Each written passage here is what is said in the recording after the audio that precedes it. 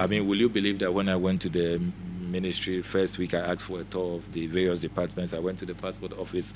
I discovered that we have 70,000 uncollected passports. Wow. I mean, can you believe that? And it's all because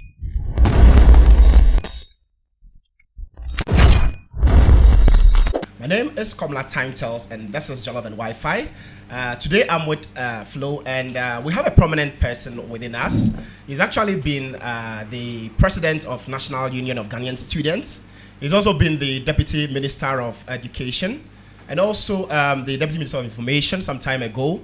He's currently the Minister of Foreign Affairs. I'm talking of Honorable Samuel Okudzeto Ablakwa. Honorable, welcome. Thank you very much. I'm happy to be here. Thank you. We are happy to also have you on the show, and but we have been expecting to have you for a very long time. Yeah. So I know. We are very glad. You have such a fascinating name, Jollof and Wi-Fi. Yeah. We thought of the name being very attractive to a lot of people. Yeah, they will be asking why Jollof with Wi-Fi. You know. Yeah. Interested. Okay. So most welcome to Spain and Madrid again. As the Spaniards would say, bienvenido a España. Thank you. Yes, so we would want to also know, to start with, we want to know, with your, coming up, your background and your political life, how has it been so far, and how have been the experience, and how has this guided you from 2013 being the Deputy Minister till today?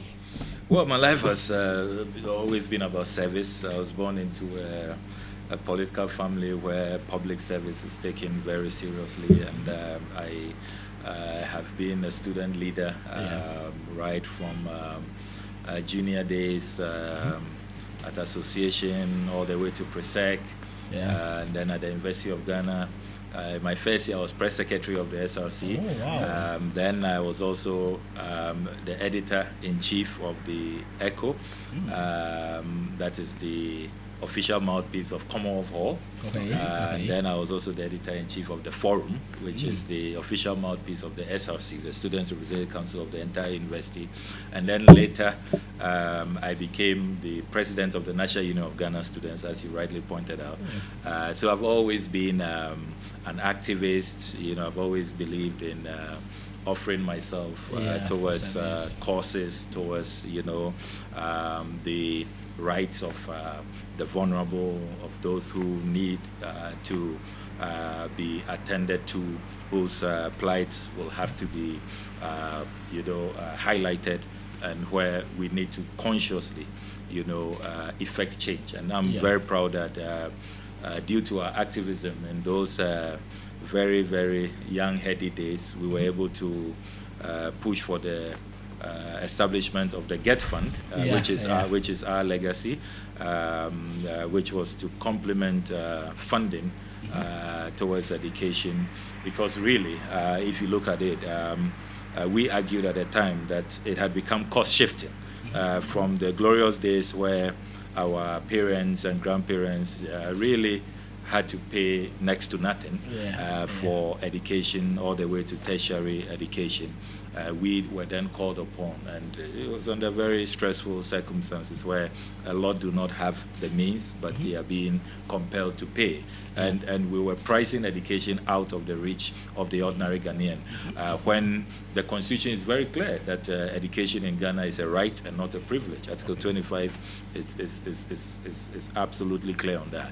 And so I'm glad that we're able to champion these causes. We're able to lead a more broad struggle. We're able to advance the cause of students, give them a voice, and make sure that we were able to stand up against inimical promises, inimical policies.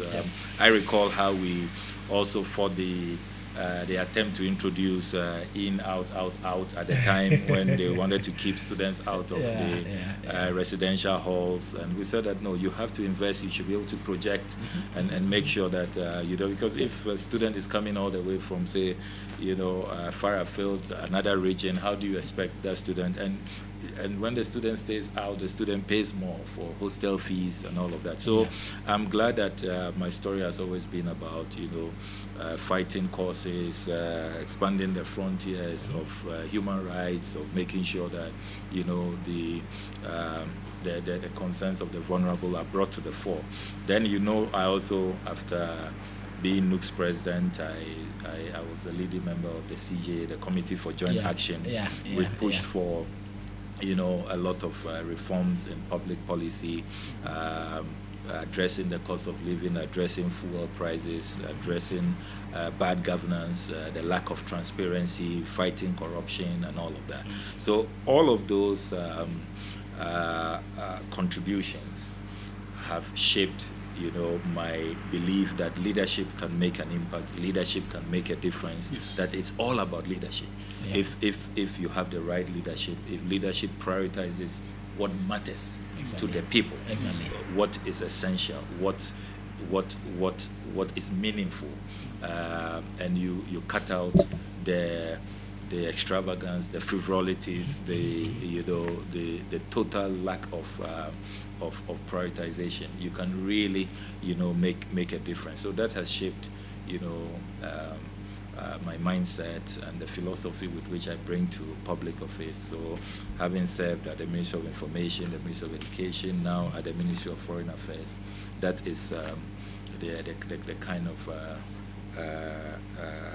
philosophy that really underpins what I do. And you can see that in terms of the interventions we are rolling out, all of that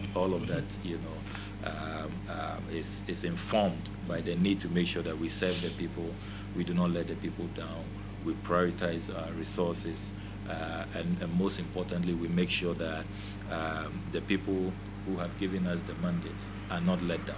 That at all times it is about their interest, and it is about the national interest, not personal gain, not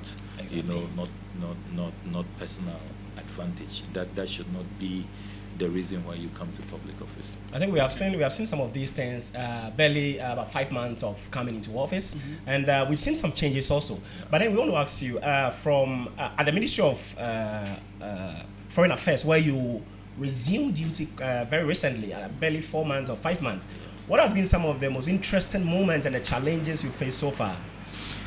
So you know that the Ministry of Foreign Affairs is a very, very important ministry, because we are talking about high stakes diplomacy, and you must make sure that you project your country very well. You must make sure that you attract, the needed investment. We are serving under a president who is very visionary, who wants to transform our country, who has very ambitious, programs, and the foreign ministry will serve as a catalyst, because no country is an island.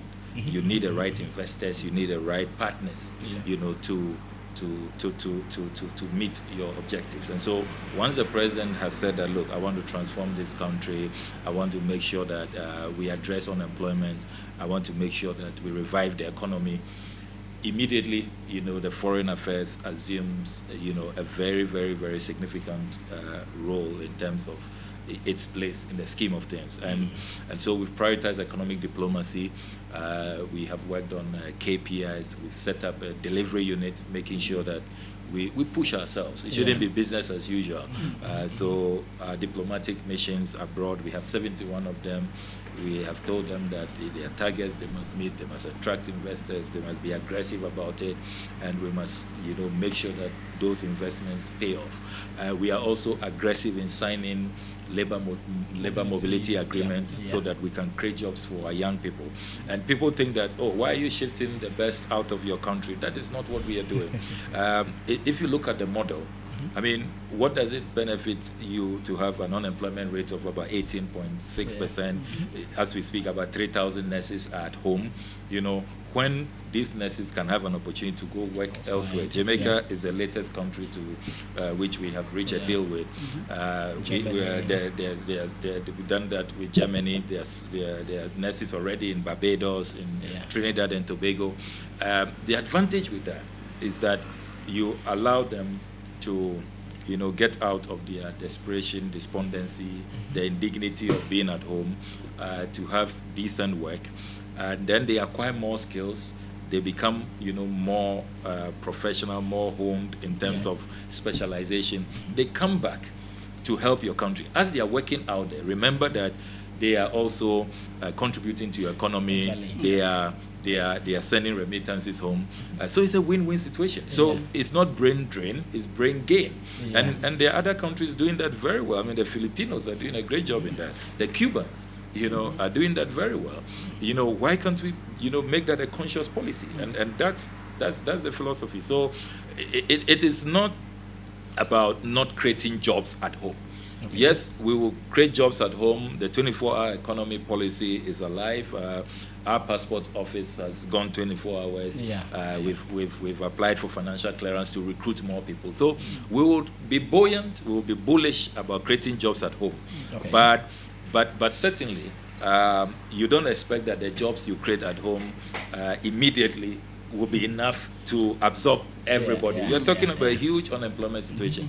And there are other countries who have an aging population, who don't have the kind of young, talented, skillful people that we have. So that is an advantage. Why do you want to allow that to become a curse? Let it be a blessing. So I disagree with those who say, oh, why are they shipping all their best out there? They are going to just lose out. It is not the case. And mind you, we are making sure that as we create these opportunities, we are also creating jobs back home. We are allowing them, and the agreements we are signing, we are making sure that these are 3-4 year agreements. They will decide. So it's not like we're throwing them out there for good. They will decide, as part of the agreement, apart from the fact that we insist on they being paid very well, there's also, career development as part of those agreements, so that they come back better off than they were. And it's a win-win situation for everybody. So I'm excited about those interventions under our economic diplomacy blueprint. I'm also excited about the passport reforms that we've rolled out. We've rolled out a new chip-embedded passport, but even more importantly, we've overhauled the entire passport delivery service so that you don't have to be waiting on end many weeks, and you don't know when your passport is arriving.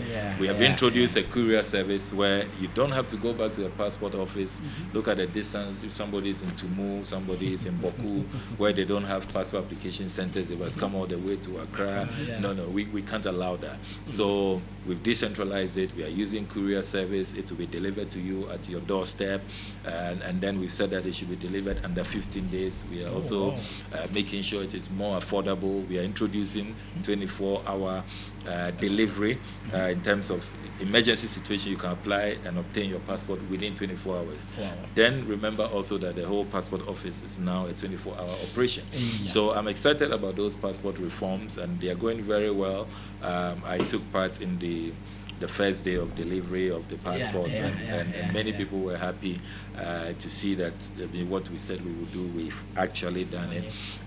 Then the other reforms I'm also excited about is the fact that we are going to move away from the rental of properties across the world. It doesn't give us a good image. We are spending about $50 million every year paying rent. And so it's like our ministry exists to help other landlords abroad to pay their mortgages.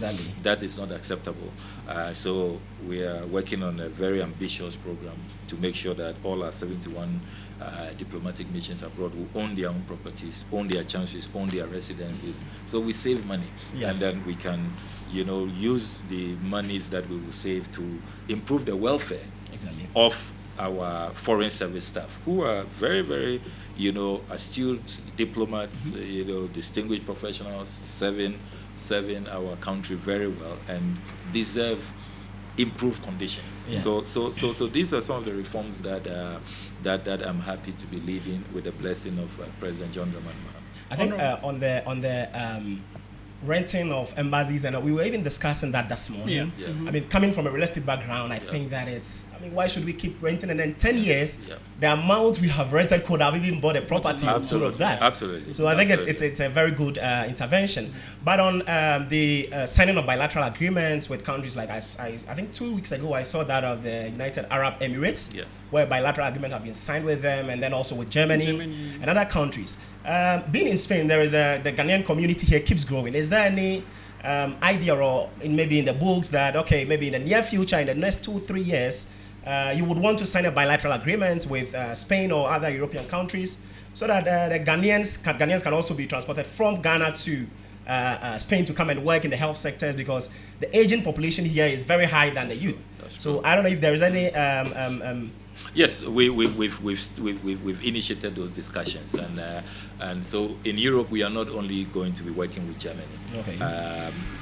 The German demographic is quite similar to a lot of European countries. Aging population, they need young people to come in and help them in critical sectors. So we've started that discussion. We even discussed this morning the need to have a direct flight, because many Ghanaians are complaining, and we've received a number of expression of interest where they want to be supported to open direct flights from Accra, Madrid, or Accra, Barcelona. So all of those talks are going on, and the Spanish, we all know, are also very good with technical skills in terms of STEM education. They do a good job in that arena. So we are looking at having a joint cooperation meeting soon before the year ends, so that we can begin to practically pursue these discussions, sign agreements, and see how we actualize them in the shortest term. So those discussions are underway, and also we know that there are quite a number of students here on scholarship.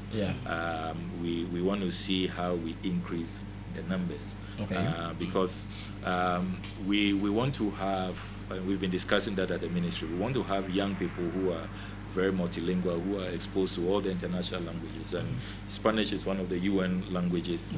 So if you're able to train your young people who can speak Spanish, can speak French, Arabic, in addition to the English, it does help. And then we are able then to promote them to have opportunities in international organizations. And that has been our target at the ministry, that we want to increase our presence, the number of Ghanaians we have in these international organizations. To do that effectively, you must also address the language gap.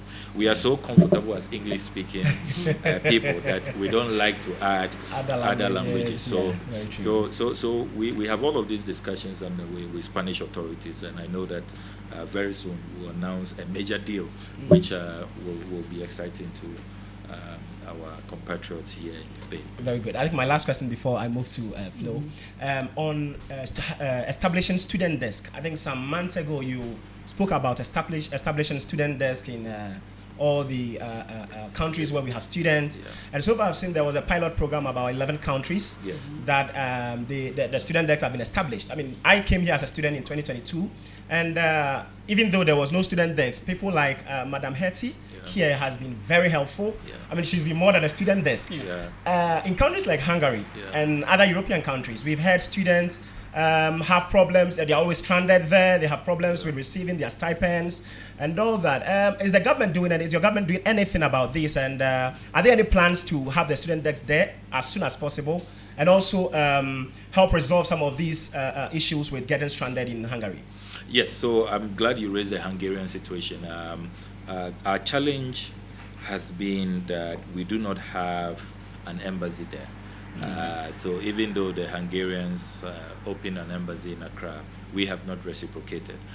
Fortunately, this year in the budget, we have recommended and made provision in the budget to open an embassy. So it's interesting you ask this question, because as we speak now, our first delegation has just arrived in Budapest this same period to start the reconnaissance, identifying where the embassy should be located and all of that. So it's very likely that by close of year we will open a diplomatic mission in Hungary, in Budapest, so that we can really begin to address the needs of our students. Having said that, the student desk concept is expanding. Even though traditionally we've had consular relations, consular department, we thought that we needed a special focus, because I was getting really worried about the increasing numbers of student agitations, even though it's not really our mandate. We do not send the students out there on scholarship. We have a scholarship secretariat. We have the Ministry of Education.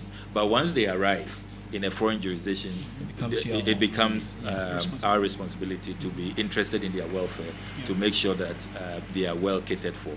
So that is why I came up with the idea of the student desk, and I'm glad that the pilot has worked. So now we are expanding it to all our diplomatic missions. But in the specific case of Hungary, when you don't have an embassy, you can't have a student desk. Exactly. So we are establishing that. I think that our embassy in Prague has had concurrent responsibility, but the distance, they are too far off. So once we have the embassy by close of year, there will be the student desk. We will have dedicated officers who will have to pursue the interest and the welfare of students. Very well, very well.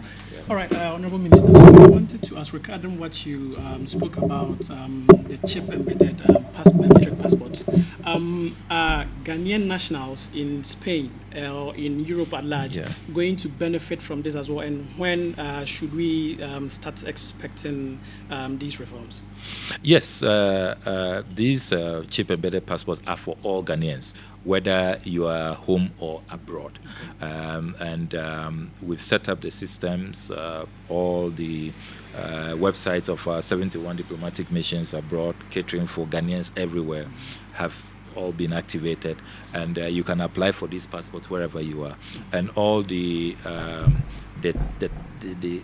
targets that we have set apply to all applicants. So we've said that within 15 days, all ordinary standard applications should be addressed. You should serve and make sure that the people receive their passports. Wow. Then we have the expedited service within 5 days, and we are creating this 24-hour for emergencies, where you pay a little bit more, but then you should get your passport in the same day. Okay. What I observed is that the reason why we have these middlemen we call Goro boys, surviving all these years and making so much money, is because we've allowed the inefficiencies to grow and frustrations to grow. I mean, will you believe that when I went to the ministry first week, I asked for a tour of the various departments. I went to the passport office. I discovered that we have 70,000 uncollected passports. Wow. I mean, can you believe that? And it's all because of the frustration. So I was told that, look, applicants just give up. They just get tired and then they give up. So we are saying that, look, enough of the frustration. We have these courier services. We have these improved, customer relations. We are going to make sure that a passport is delivered to you. And then we are also going to make sure that we cut down on the waiting period so that, you can have your passport in good time. And in that case, you don't need any middleman to say that pay me so much. Now you are losing your money. Government is also losing revenue because those monies don't come to government. And it's just a few, miscreants in the middle taking advantage of the situation. So these are reforms that apply to Ghanaians everywhere. And remember, these are international ICAO requirements that by 2030 we must totally phase out the current biometric passports we are using and move to chip embedded. So Ghanaians in the diaspora can apply for them, and you can apply anytime between now and 2030. You can switch anytime that you decide to switch. We are ready to serve you. All right. I think our last question would be, if you had the opportunity to represent Ghana on a national or global stage in another field, whether film, sports, what would it be and why? That's a question that takes me by surprise. I haven't really thought about it. My sports is no longer that good. Growing up, I thought I could have made it into Black Stars. I was in the association school team and did a little football in Presec as well. But I don't think the Presecans will agree that I was that good. I met far better players and couldn't make it to the first 11. So that's when I noticed that I need to look for other interests. So I'm not sure that I would survive in international football. Film too, I'm not too sure. Maybe maybe in the arts, literature, because I've always loved to write. So maybe I'll have been an author. And I hope that I'll be a fictional writer who will who will challenge John Grisham and see how it goes. Interesting, very interesting. I think the last one will be what information or what message do you have for the Ghanaian community in Spain and in Europe at large? Well, first of all, I've met with the leadership of the Ghanaian community, and let me say I'm really impressed with how organized they are. They are helping each other, making sure they are there for each other. You know, the Ubuntu spirit, it's remarkable, and I want to salute them, and I want to commend the Ghanaian community here. In my interaction with Spanish authorities too, they tell us that the Ghanaians are well behaved. They are they don't really have issues, and it's very, very typical of Ghanaians everywhere. Yeah. We are so law-abiding. We don't break the law. We are not, people who go to foment trouble in other countries. So I want to celebrate the Ghanaian community here. I will ask them to continue to be so law-abiding and to be good guests to Spain.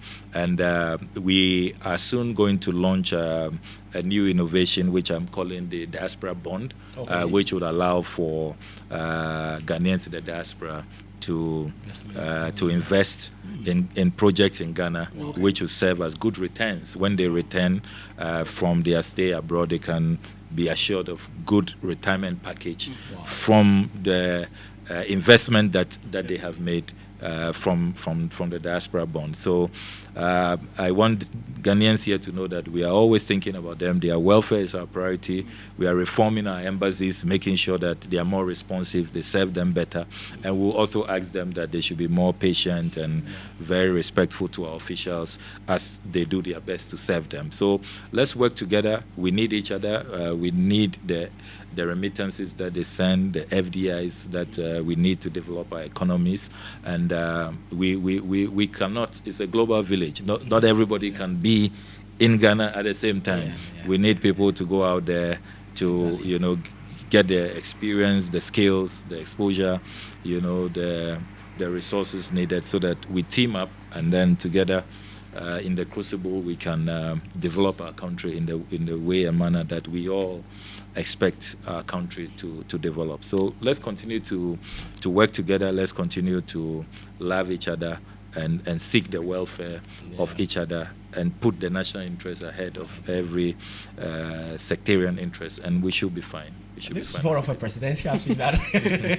But do you have any presidential ambition maybe in the near future? I mean, President Mahama has 4 years, ending in 2028. And we are looking at people, but I mean, people like myself and Flo has been looking at leaders in Ghana and having, followed you for some time. You are one of the people we look up to. This is more of a presidential speech. And you've just reminded me of scripture that in the last days there will be many false prophets, who will be engaging in false prophecy about the future. Fortunately for me, none of you have been called by the Almighty. You are not. You are not ordained prophets. So we don't have to take your prophecy seriously. The Bible says that the young men will see visions, and the old men will dream dreams. So maybe we are seeing visions. I don't know if you were the young men the Bible was talking about. But we'll see. We'll see. I just focus on what the task I'm given today, to make sure I do it well, diligently, and these things you leave it to the Almighty to decide. Thank you so much, Honorable Minister. Thank you so much. We are glad having you here today. Pleasure. And we appreciate it so much. Thank you so much. I've enjoyed it. Jollof and Wi-Fi. So who is Jollof and who is Wi-Fi? I think I'll choose Ghana Jollof. Oh, really? Exactly.